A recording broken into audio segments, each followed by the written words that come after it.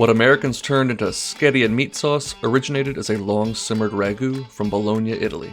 Enriched with dairy and balanced with savory flavors from meat and mirepoix, it's a luxurious sauce that marries perfectly to long, thick strands of tagliatelle or pappardelle.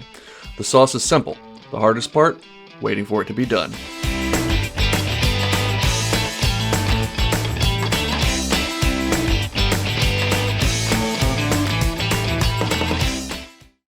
We're going to begin by taking half a stick of unsalted butter, putting it into a Dutch oven over medium heat.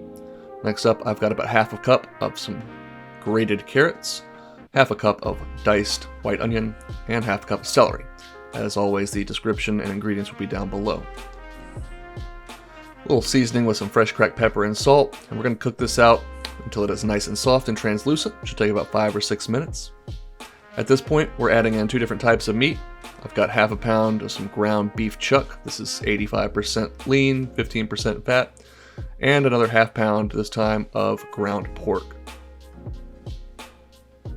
We're going to go ahead and continue to cook this over medium heat, going ahead and crumbling that meat with your spatula and breaking it up into nice small pieces. Once it is just cooked through and there is no more pink left, we're going to add in 1 cup of whole milk. Seems a little odd for a tomato-based pasta sauce, but trust me, it is delicious. Cook that out until the milk has reduced by about half. You don't want to cook this too fast, otherwise the milk will burn on the bottom of the pot. Grate in about 1/4 teaspoon of fresh nutmeg. That is a key ingredient. Do not skip it. Do not use pre-ground. Go ahead and grate it yourself. Once that milk is reduced by about half, we're going to add in 1 cup of a nice dry white wine. Stir that to combine and cook it down until it's reduced by about half. Next up, get the best quality whole tomatoes you can find. These are some San Marzanos imported from Italy. We're going in with 1 28-ounce can. You're going to want to get all your tomatoes and the juice and even rinse that can out with some water. We're going to be cooking this for about 3 hours, so if there's a little extra water or liquid in there, it is no problem. Go ahead and break those tomatoes up with your spatula. And we're going to bring this to a very bare simmer until the bubbles are just barely breaking the surface like this, and cook it for 3 hours. You want to stir it every 25 to 30 minutes, scrape down the sides, and as I said, if it starts to get a little tight, too chunky, you can just add a splash of water and continue cooking it. We really want to cook it down so that that meat gets extremely tender, break down all the muscle fibers, get those vegetables almost into a paste or sauce-like consistency. For pasta here, I've got actually got some pappardelle, but you could definitely use tagliatelle. It would be a little more thin. This is just all I could find in the grocery store. We're going to cook this per package directions, which for me was about 10 minutes. Pausing right there at the end to grab a little bit of water to help perform the marriage. The marriage begins with a little bit of butter into a nonstick skillet over medium-high heat.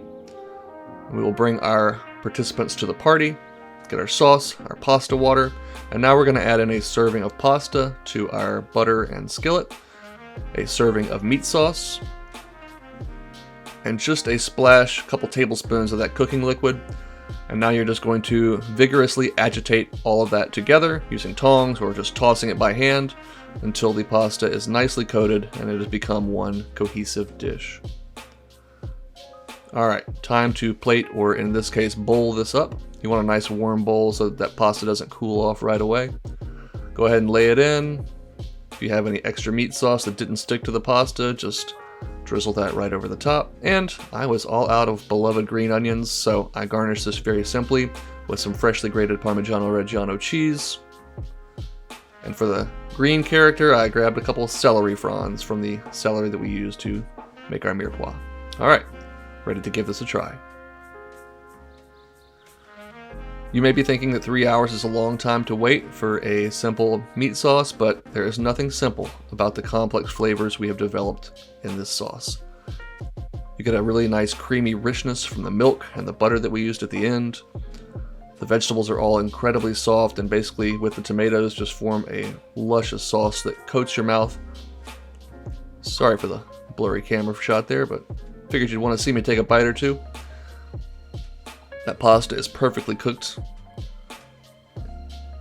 Really everything comes together to form one bite. And I know you're thinking that it's crazy. This is an Italian pasta dish with no garlic or basil or oregano, but all I'm saying is give it a try. That nutmeg is really the key. Kind of ties everything together. Thanks so much for watching. Hope you'll give this a try and let me know what you think. If you enjoyed this video, subscribe, and get out of here and go make something delicious.